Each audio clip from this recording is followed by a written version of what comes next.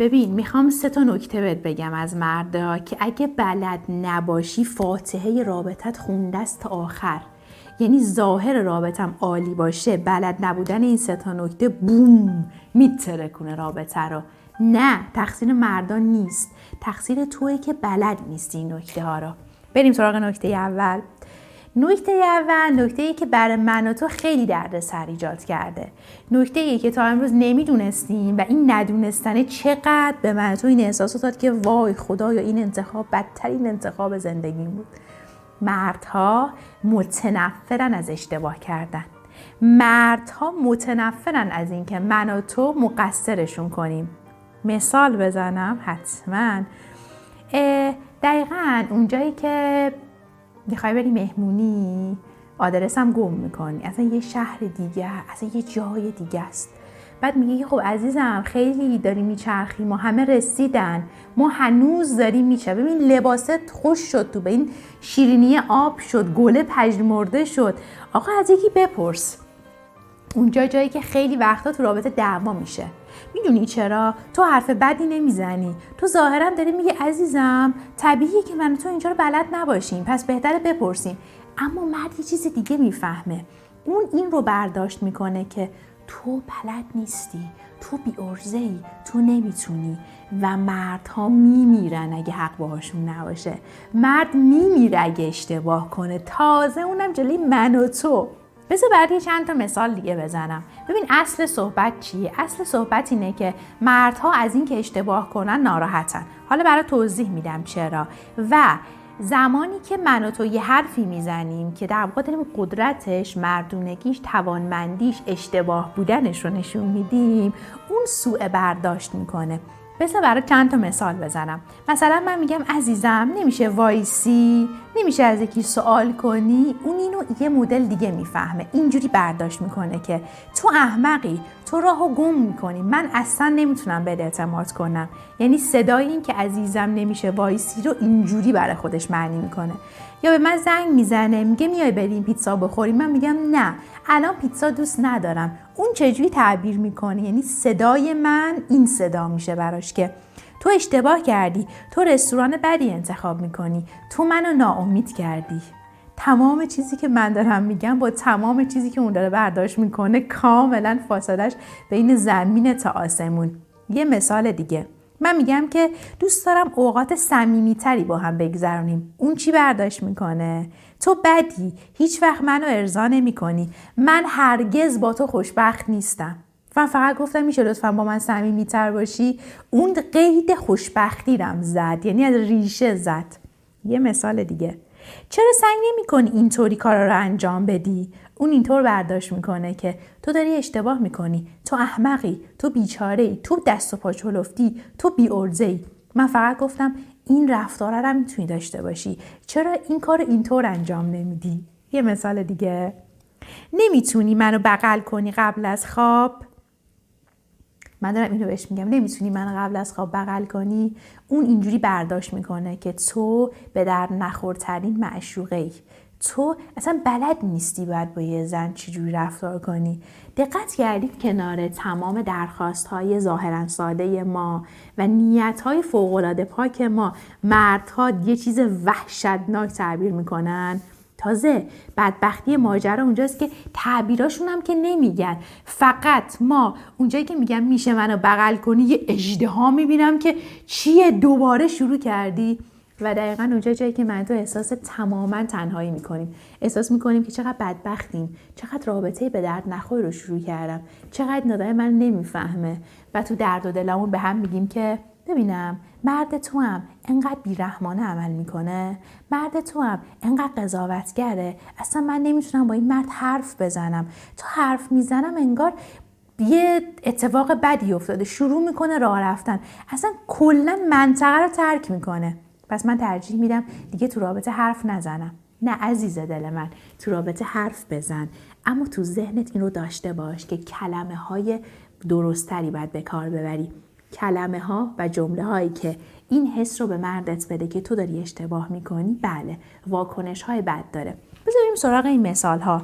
مثلا این تو مثال اول گفتم عزیزم چرا وای نمیسی تا از یکی سوال بپرسیم، اونم بد معنی کرد. ببینیم رفتار درستش چیه و جمله درست چیه. من اونجایی که گم میشیم تو خیابون به همسرم میدونی چی میگم قربونت بشم این مسیری که داریم میریم جای جدیده، چقدر خیابوناش شبیه به همه، چقدر این منطقه که سالهاست نیومدیم تغییر کرده، واقعا اصلا هر کی بیاد اینجا گم میشه. به نظرت برای اینکه راحت تر پیدا کنیم میخوای از یکی دیگه بپرسیم؟ توی مرحله اول من تماما بهش حق دادم که مسیر رو تو میتونی گم کنی چون اینجا خیلی تغییر کرده وگرنه تو مرد باهوشی هستی. یا خیلی وقتا میگم که مسیری که همسر من نتونه پیدا کنه یعنی اینا 100% بد آدرس دادن. قربونت بشم از این محلی‌ها وایسا بپرسیم، احتمالاً خیابونی که گفتن خیابونیه که از قدیم معروف بوده ولی رو تابلوها نیست. بعد مردم میگه که آره بابا اینا همیشه بد آدرس میدن. یعنی من هم بهش قدرت دادم هم یه کاری کردم که از ماشین پیاده شه و آدرس بپرسه و من بیشتر از این تو ماشین نشینم. میبینی من دارم نیتمو با توجه به قاعده مردم مطرح میکنم.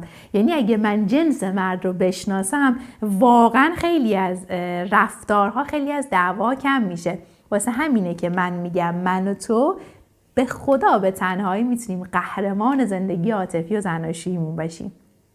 خب حالا بریم سراغ قسمت هیجان انگیز. شاید یه سری از شما شروع کرده باشید مردای نازنین رو قضاوت کردن و نه، واقعا قضاوت نکن. مردهای ما حق دارن که اینطور باشن. چرا حق دارن؟ زمانی که بچه بودن ما بهشون گفتیم گریه نکن. زمانی که بچه بودن ما بهشون ماشین دادیم، ما بهشون یاد دادیم خونه بسازن، ما بهشون یاد دادیم قوی باشن. زمانی که بابای خونه میرفت مأموریت به پسر 5 سالش میزد و میگفت بابا تو دیگه مرد خونه ای. مرد خونه بودن یعنی چی؟ یعنی تو باید از پس همه چی بر بیای. مرد نباید اشتباه کنه، مرد نباید احساس کنه، مرد باید قدرت خونه باشه. بابا وقتی که من نیستم تو جای منی. حالا کنار اینها خیلی از خانواده هامون پسری ترم بودن، یعنی پسر براشون ارزش بیشتری داشته. اون پسر بیچاره موظف شده چون اعتبار بیشتری دادن بهش باید خدمات بیشتر در جهت قدرتمند بودنش ارائه بده. حالا وقتی تو بهش داری میگی که این پیغامو بهش میدی که تو داری اشتباه میکنی، کل هویت این مرد رو داری زیر سوال میبری. تا حالا فکر کردی با یه آدرس بپرس داری کل هویتش رو زیر سوال میبری؟ واسه همینه که اون انقدر برخوردای تند با ما دارن. حالا مرد اگه اجتنابی باشه یخ میکنه، ساکت میشه، اما اگه مردت یه مرد بیقرار باشه و هیجانی داد میزنه، میگه میشه ساکت باشی، میشه بس کنی، خودم میدونم، یا خیلی وقت اصلا برمیگرده. یکی دیگه از جایی که ما با مردامون دچار مشکل میشیم تو پارکینگ‌های طبقاتی خیلی بزرگه. برگشتیم میخوایم سوار ماشین شیم، مثلا ماشین رو پیدا نمی‌کنیم. بعد ما یه حرف خیلی راحت میزنیم، میشه از این نگهبانه بپرسی؟ شروع میکنه داد زدن که من از این نگهبان یعنی کمترم، یعنی فکر میکنی من بی‌عرضم، من خودم میدونم ماشین رو کجا گذاشتم، اگه تو حساب من خورد نکنی من میدونم چی کار کنم. تو میمونی و تمام بیگناهی که تازه آقا کلی هم عصبانیه وقتی ماشینم پیدا کنه معذرت خواهی نمیکنه. حق داره، بیا بهش حق بدیم، چون که ما میخوایم قهرمان باشیم. قهرمان باید تمام شرایط رو در نظر بگیره. من نمیخوام یه زن معمولی باشم، واسه همین دارم این ویدیو رو ضبط میکنم، واسه همین داری این ویدیو رو میبینی. معمولی بودن یعنی سبک قدیم رو رفتن. معمولی بودن یعنی تمام آنچه که تو نسلمون، تو فامیلمون، تو خانواده‌مون بهمون یاد دادن، اما هیچ وقت به ما نگفتن که اگه به مردت بگی داری اشتباه میکنی ستون خونت میلرزه. اگه به مردت این حسو بدی که تو به درد نخوری، این مرد دیگه بر تو مرد نمیشه. مرد اگه ندونه احساس ارزشمندی داره، مرد اگه ندونه مرد بودنش برای تو فایده‌ای داره، قید رابطه رو میزنه. ببینید یه 2-3 تا نکته خیلی مهم و ظریف و ساده دونستن چقدر اعتبار میده به رابطه هامون. ما از بچگی به پسرامون گفتیم که مامانت رو مواظب باش، تو نون بخر، تو آشغالا رو ببر، تو مواظب همه چیز باش. واسه همین وقتی که ما سوار ماشین میشیم، وقتی که ما ازدواج میکنیم، وقتی ما تو رابطه میریم، ناخودآگاه میخواد هوای ما رو داشته باشه. چرا؟ چون مرد ما، پسرهای ما زمانی که از من و تو حمایت کنن احساس ارزشمندی میکنن. بعد تو چی میگی؟ کنه شروع کرد. بابا ولم کن، بذار خودم برم بیام، انقدر منو کنترل نکن. خانم دکتر این پسر پارانویده، همش گیر میده، همش منو چک میکنه. من اصلا نمیخوام ماله بکشم رو خیلی رفتارها، نه، نمیخوام اختلالها رو هم قاطی این ماجرا کنم. من دارم در مورد آدمهای معمولی جامعهمون صحبت میکنم. تمام اختلالها، تمام استثناها به کنار. اما زمانی که کنار این رفتارهای مرد تو واکنش‌های تند داری، یه پیغام داری میدی: تو بدی، تو به درد نخوری، حالمو داری به هم میزنی، ازت خستم، میشه ولم کنی؟ ببین فکر کردی خیلی که آدم حسابی، تو تماما داری اشتباه میکنی. فکر کردی من مامانتم انقدر بهت بها بدم؟ اگه از بچگی درست تربیتت میکردن تو آدم میشدی. حالا مرده تمام اینها رو داره سخت‌ترین هیجان تعبیر میکنه، سخت‌ترین مدل تعبیر میکنه. رابطه خراب میشه به همین سادگی. شاید تو الان بگی که نه بابا، چرا ما خانوما این مدلی نیستیم؟ چرا اونا این حقا رو به ما نمیدن؟ ببین واقعا بی‌انصافی نباید بکنیم. باید بدونیم که مامان من مدلی که با من رفتار کرد تو بچگی، مدلی که منو تربیت کرد با برادرم 100% متفاوت بود. برای من عروسک خرید، برای اون ماشین خرید. به نظرم همین دوتا اسباب بازی کاملا متفاوت دلیل و توجیه بسیار عالی و خوبی میتونه باشه برای متفاوت بودن مرد و زن بودن. چرا ما خانوما اینجوری نیستیم؟ خب ما خانوما تربیتمون فرق میکنه.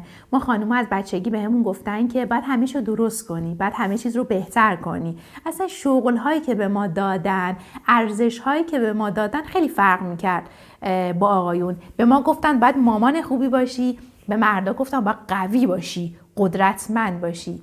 به من گفتن اگه مامان خوبی نباشی به درد نخوری. به پسرامون گفتن اگه مرد قدرتمندی نباشی، اگه پس زندگی بر نیایی مرد به درد نخوری. پس واقعا باید حق داد دیگه. پس حالا که من این حقا رو میگیرم، میرم تو مرحله بعد، میرم تو مرحله راه حل.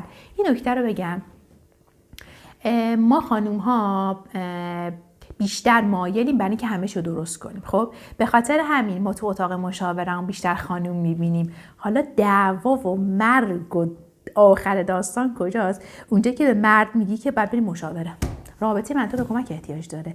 یعنی انگار نمیدونم مرد بودنش رو ازش گرفتی، انگار که نمیدونم تیر خلاص هویت و اسم و اصالتش رو ازش گرفتی.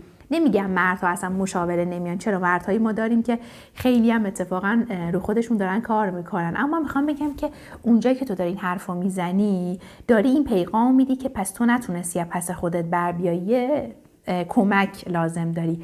حالا اوضاع بدتر کجاست؟ اونجایی که روانشناسی هم که انتخاب میکنی خانوم باشه. من اگه بخوام به همسرم بگم بریم مشاوره، میدونی چی میگم؟ میگم که من تو رو خیلی دوست دارم، من رابطمون رو خیلی دوست دارم، من با تو بودن برام اوج لذته، اما احساس میکنم که یه جاهایی نمیدونم باید با تو چی کار کنم، یه جاهایی نمیدونم اگه چه رفتاری رو داشته باشم به نفع رابطمونه. میشه به خاطر من بریم پیش یه مشاور، نه برای اینکه بگیم که کی مقصره. انقدر عاشقتم مثلا دنبال مقصر نیستم، قطعا من هم سهم‌هایی دارم، اما من میخوام بگم زمانی که اون خانم دکتر یا آقای دکتر تو رو ببینه، بهتر میتونه به من کمک کنه. میشه برای بهتر شدن رابطه‌مون به من کمک کنی و با من همراه باشی و با هم بریم مشاوره. ببین وقتی زمانی که این رو میگی، مطمئنا نفر مقابل خیلی حس خوب میگیره. میدونی چرا؟ چون من دارم حس کمک ازش میگیرم. مرد گفتم که از بچگی بهش گفتم بعد کمک مامانت کنی، کمک بابات کنی، کمک خواهر برادر کوچیک‌ترت کنی.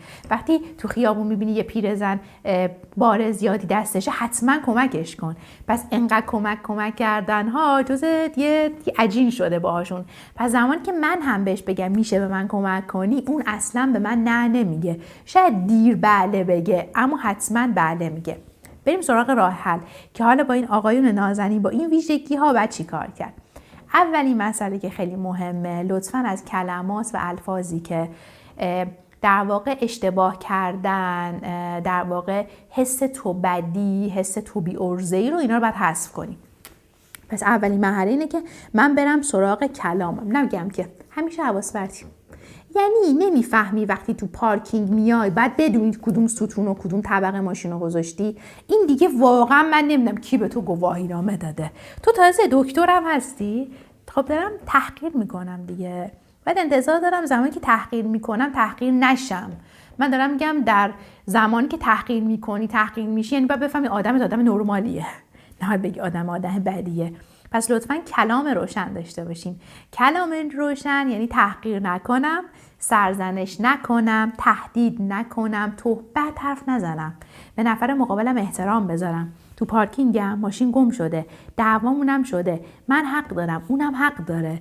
مسئولیتی که به عهده اون بود و خراب کرد، اما من دوستش دارم. یه نکته بهتون بگم، هیچ وقت حرف آخر رو نزنید. واقعا تا زمانی که نرفتی دادگاه و نخواستی رابطه رو تموم کنی نگو نمیخوامت.